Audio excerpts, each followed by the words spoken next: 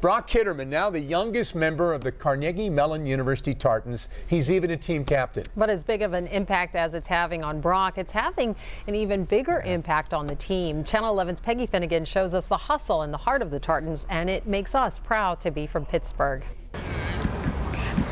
Brock Kitterman has game.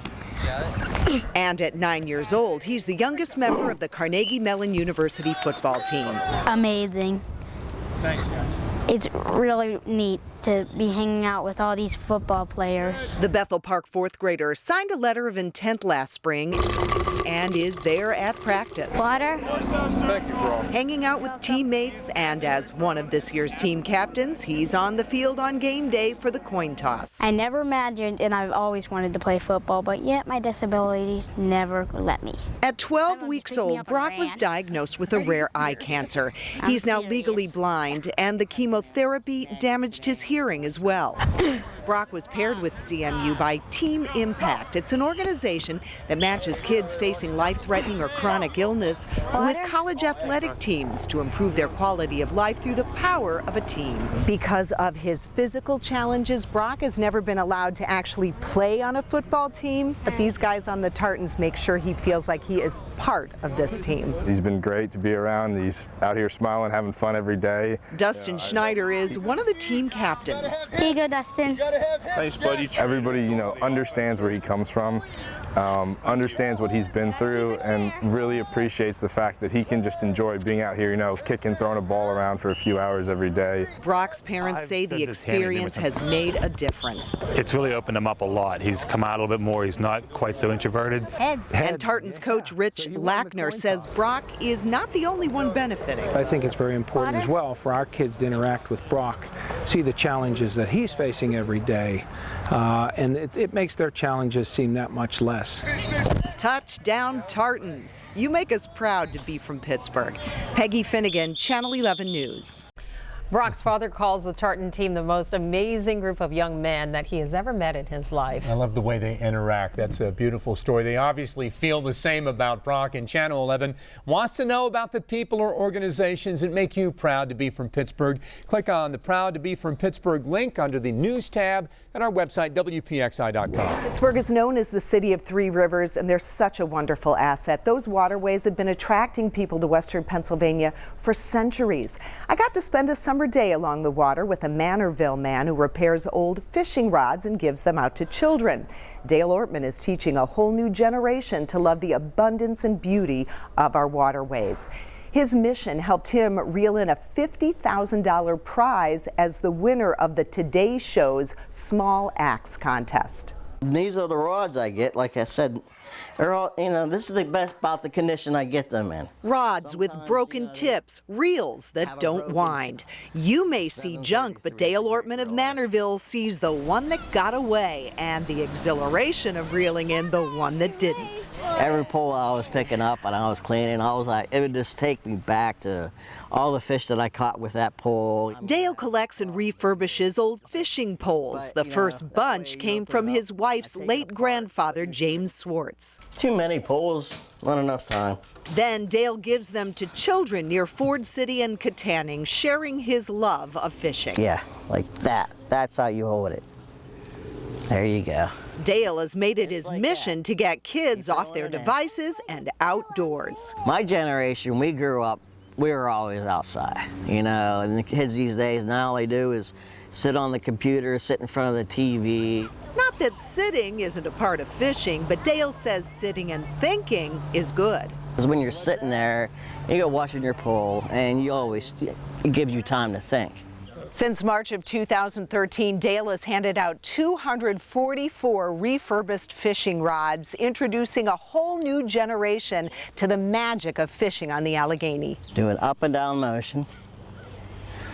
You get their attention, and you can catch fish after fish after fish.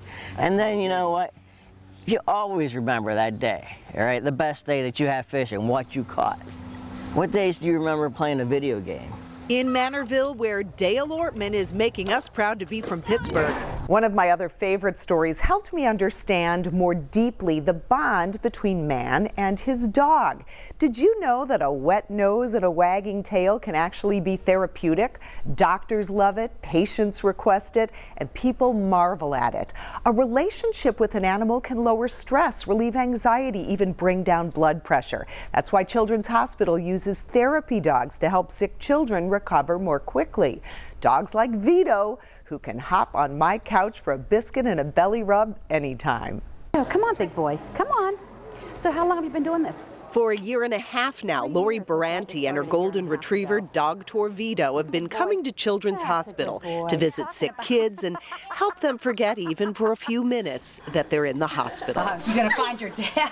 Here he is. Sometimes the dogs can do what doctors cannot. 4-year-old Nia Cohen was badly injured along with her parents in a hit-and-run accident. When the dogs are here, she wants to know their name, she wants to know their story, how old they are. On this day, Nia won't do her physical therapy, but somehow Dog Tour Vito gets her to take 2 loops around the 6th floor as she chats away, not about how her tummy hurts, but about dollies, growing up to be a police officer, and her cat named Georgie.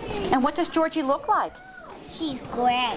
She's gray. Yeah, and her maiden name is Lily. Isn't that a beautiful name? She's nurses and doctors and people all day. It's like such a departure from like what is going on here that it's, you know, it's like a little bit of the outside world come in. Vito is one of 52 therapy dogs at Children's Hospital, and they're all put through a very rigorous certification process. Basically anything a 2-year-old might throw at them. They get their ears pulled, their tails pulled, loud noises, and if they flinch, they're out.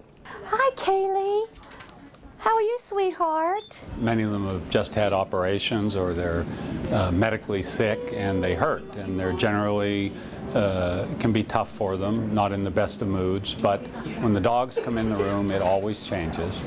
Who can't help it like a dog? Vito, just the medicine this doctor ordered. New at 6 right now, safe places for rescued animals like chickens, llamas, pigs. Hard to find, especially here in Pittsburgh, but our partner, Channel 11's Peggy Finnegan, found out a new farm recently opened just for them. It's called Hope Haven. And as Peggy shows us now, it'll make you proud to be from Pittsburgh. Where's everybody? Watching Karen Phillips at work brings to mind Dr. Doolittle. Come on, girls. She talks to her animals, and they listen. Okay. Gracious sakes.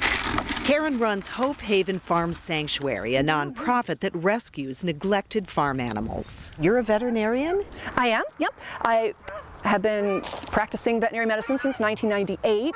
I did private practice for several years and it just didn't suit me. When she realized farm animals were being surrendered and traditional shelters couldn't care for them, Dr. Phillips bought a farm near Wexford, fulfilling a dream. How could you not love this? They're so much fun and they're so interesting and they're so soulful. Many of her animals were saved from factories like the turkeys. And they were brought here when they were very young and very ill. Tony is making progress. He displayed the other day for the first time, and we were very proud of him, and he did his gobble. A lot of them have medical issues. Some started as pets and were abandoned, like Hope, the pot-bellied pig. They're often a spontaneous purchase because they're so adorable and they're easy to get. This is Holly. Holly and Ivy are sisters that came to us. They were abandoned in a field in Butler, and she loves to headbutt. This is Craig and Evan. They are Chinese geese. Louise the llama, she has the most gorgeous eyelashes of any animal I've ever met. After years of neglect, Butters has blossomed. He's gorgeous and he sasses around the pasture, he runs around. He just had never been groomed and never been loved, and every farm animal, every domesticated pet, they all deserve that.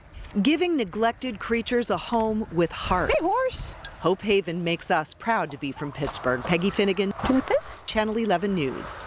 Great story, Peggy. Thank you. The ultimate goal to find good homes for these animals, because at 100 animals, Hope Haven is almost at capacity. To visit the farm or learn how you can help out, visit Hope Haven's website. We have a link there on ours, WPXI.com.